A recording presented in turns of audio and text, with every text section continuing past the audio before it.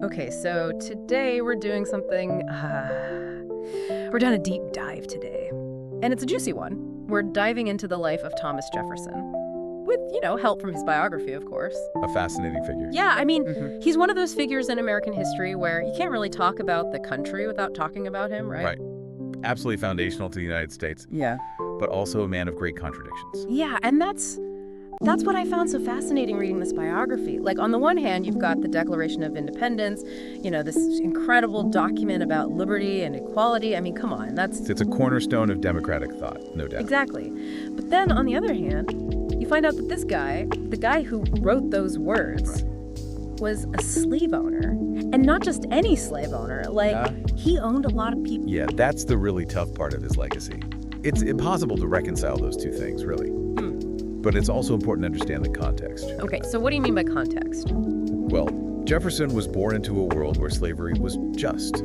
It was completely ingrained in the fabric of society, especially in Virginia. Right, I get it. It was just how things were back then. But I mean, still, it feels like a huge contradiction. And it's not just the slavery thing. The biography also talks about how well, get this.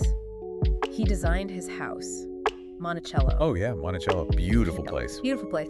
But he designed it with all these hidden passages and staircases so that the enslaved people who work there would be, out of sight. I mean, he literally designed his life to avoid interacting with them. Yeah, that's a pretty stark example of how he could hold these lofty ideals in his head while also benefiting from a system that completely denied the humanity of others. It's just, I don't know, it's mind-boggling, right? It makes you think about, how much did he actually believe the things he was writing? Or was it all just, Well, and that's the question that historians have been debating for centuries, right? There's no easy answer.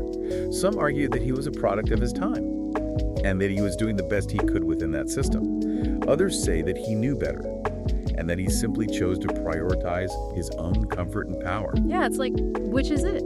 I mean, it's hard not to feel conflicted about him. Exactly, and I think that's the point. Studying someone like Jefferson isn't about finding easy answers or making judgments.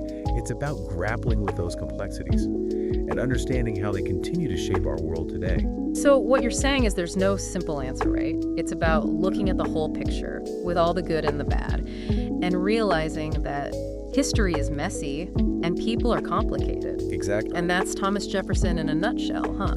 Right.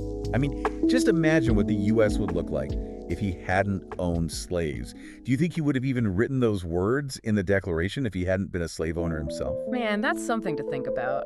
That's a good place to leave it for today's deep dive. Join us next time when we'll dig into another fascinating historical figure.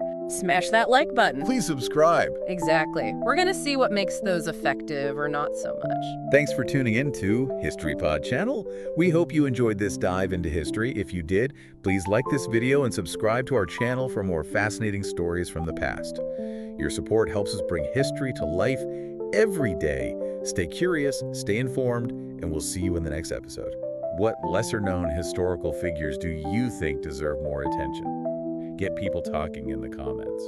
Ooh, I see what you mean. It's not just liking and subscribing, but actually engaging with the topic. Exactly. Until next time, stay curious, everyone.